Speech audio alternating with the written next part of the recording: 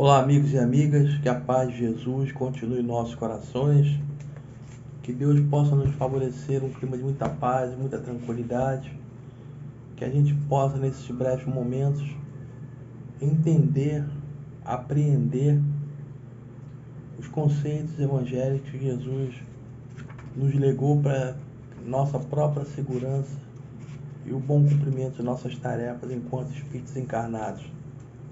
Nós vamos falar hoje do capítulo 8, Bem-aventurados que têm puro coração, dos itens 11 a 17, em que Kardec coloca aqui o tema escândalos. Se a vossa mão é motivo de escândalo, cortai-a, com base numa parábola,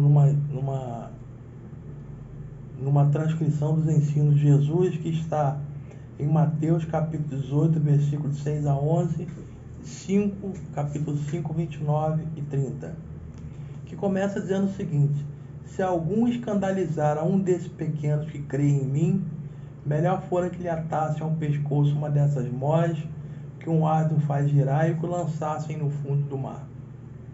Ai do mundo por causa dos escândalos, pois é necessário que venham escândalos, mas ai do homem por quem o escândalo venha. Tende muito cuidado em não desprezar um desses pequenos. Declaro-vos que seus anjos no céu veem incessantemente a face de meu Pai, que está nos céus, porquanto o Filho do Homem veio salvar o que estava perdido. Se a vossa mão ou o vosso pé vos é objeto de escândalo, cortai-os e lançai-os longe de vós. Melhor será para vós que entreis na vida, tendo um só pé ou uma só mão, do que terdes dois e seres lançados no fogo eterno. Se o vosso olho vos é objeto de escândalo, arrancai-o e lançai-o longe de vós. Melhor para vós será que entreis na vida tendo um só olho, do que tendes dois e serdes precipitados no fogo do inferno. Parece estranho essas palavras de Jesus, que ele fala que é necessário que haja o escândalo, mas ai daquele por quem vier o escândalo. Antes, porém, gostaria de falar bastante interessante essa observação de Jesus, que ele fala: se um olho é motivo de escândalo, é melhor arrancar e jogar-o para longe de ti. Se uma mão ou um pé vos é motivo de escândalo, melhor arrancar e jogar para longe de ti. É melhor que entreis na vida faltando um desses membros do que perder todo o corpo.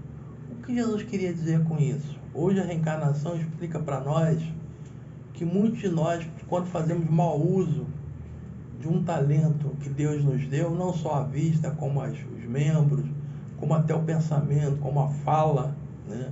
Fazendo mau uso da língua, em outra encarnação, para o nosso próprio bem, nós nos vemos privados dessas faculdades, desses membros, desses órgãos que vão nos fazer perder toda uma oportunidade, toda uma vida. Por isso que nós não nos surpreendemos, mas ficamos, lógico, movidos de compaixão quando vemos alguém com uma deformidade ou com um acanhamento em uma dessas faculdades, porque pode ser, é bom que a gente sempre diga isso, pode ser que aquele espírito esteja sendo testado, provado e principalmente privado desse dom, para que ele não possa perder-se. Pode ser que numa encarnação anterior ou encarnações anteriores ele possa ter feito mau uso e por isso nessa encarnação veio privado dessa faculdade ou dessa opção de exercer aquele talento ou aquela faculdade do qual ele se encontra acanhado naquela encarnação. Por que isso? Baseado nessa assertiva que Jesus coloca. Então, quando nós olharmos, quando eu falo pode ser, que nós espíritas às vezes temos a mania um pouco equivocada de assegurar que isso significa que aconteceu aquilo. Nós não conhecemos toda a história de ninguém, nem a nossa. Então não podemos assegurar, mas podemos sim afiançar ou de alguma forma conjecturar que pode ter sido uma retirada de um talento que não foi bem utilizado em outras encarnações.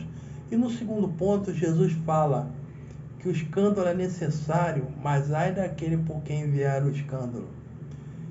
E nós estamos hoje num mundo que nos escandaliza a todos, pela série de equívocos que nós nos surpreendemos no nosso mundo, não só equívocos cometidos pelos nossos irmãos, porque nós apontamos sempre os equívocos alheios, mas esquecemos os nossos equívocos, os nossos enganos também. De quantos equívocos, de quantos escândalos a gente se depara na nossa sociedade, e que às vezes nós duvidamos de todo o progresso que nós dizemos que alcançamos no presente estágio da sociedade. Temos os maiores inventos, tem uma tecnologia de ponta avançadíssima em todos os meios, tanto na área da genética, saúde, informação, ou seja, estamos num patamar bem acima que a inteligência humana pode nos proporcionar. Em compensação, no terreno moral, temos deixado muito a desejar. Estamos muito abaixo daquilo que gostaríamos de estar e do que poderíamos estar, por causa da nossa materialidade, do materialismo que ainda campeia e domina os nossos corações. Não é à toa que Kardec diz que o único inimigo para o qual o Espiritismo deverá voltar todas as suas atenções em combatê-lo é o materialismo.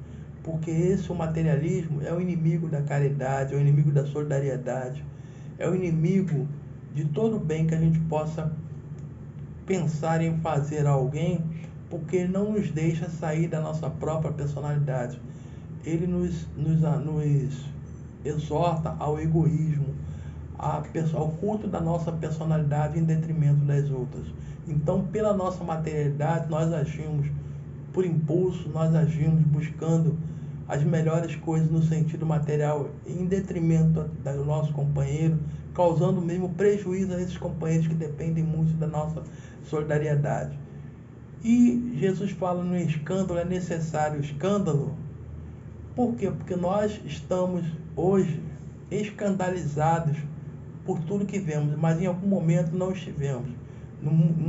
Em algum momento nós achamos tudo natural, tudo normal, sem nada que nos espantasse. Hoje já começamos a nos escandalizar. É sinal que já estamos progredindo, que o mal já começa a nos incomodar. E vai nos incomodar a tal ponto que nós deveremos dar uma guinada em nossas vidas. Porque não é possível que a gente possa se sentir feliz sabendo que o nosso companheiro é infeliz.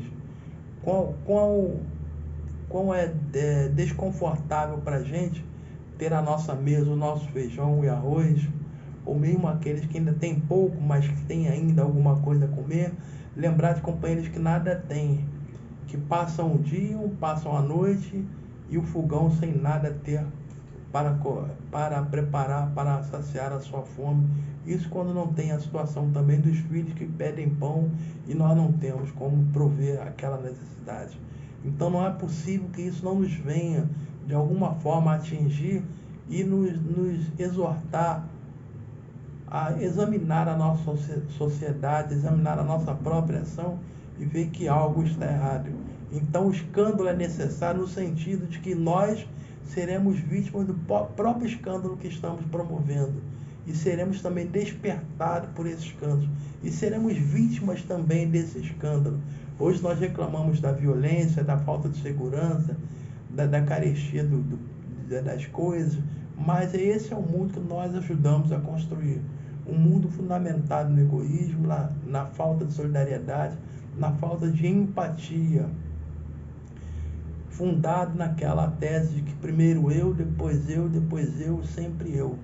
E em detrimento, em esquecimento do que o nosso companheiro, mesmo que não esteja no mesmo círculo sanguíneo, é um companheiro nosso querido de outras dessas ou de outras encarnações que ainda virão.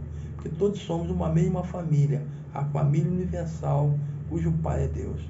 Então que a gente possa, de alguma forma, não nos escandalizarmos mais com as nossas ações, mas purificá-las de tal forma que nós possamos, sim, não nos envergonhar, mas termos uma pontinha daquele orgulho saudável, que é aquele orgulho de saber que temos a consciência tranquila de que procuramos fazer o melhor.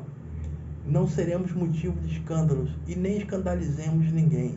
Se alguém pratica algo que não é tido por nós como certo, oremos por aquele companheiro e busquemos a entender que aquilo que ele faz hoje, nós já fizemos um dia também. E não gostaríamos de ser condenados,